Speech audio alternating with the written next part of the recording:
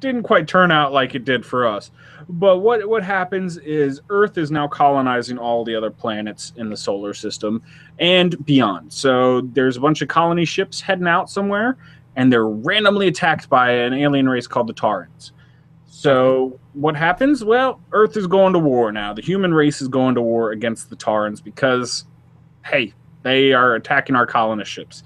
So the story follows a guy named William Mandela, which I thought was an interesting name because in '74, Mandela was just barely going into jail, wasn't he?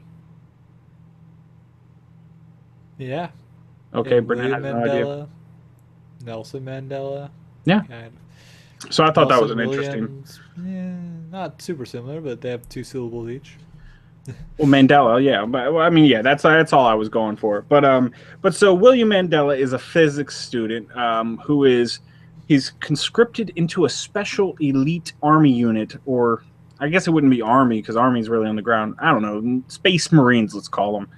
And it's a task force being put together to go battle the Tarans. And now this is a pretty special unit because to make it into the unit, you have to have at least a 150 IQ and you have to be exceptionally physically fit. So this is the best of the best that the humans have getting put together. So the story really goes from him getting conscripted into the unit.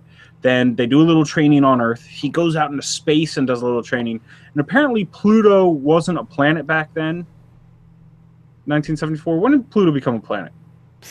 I don't know. Then they got rid of its planet status a Yeah, few now it's years not a ago. planet So anymore, but it's one of those things. But apparently, because when I was reading up about it, it was like supposed to take place on Pluto, but it was like before Pluto was discovered. So, this is where the second set of training goes, and then it goes into his encounter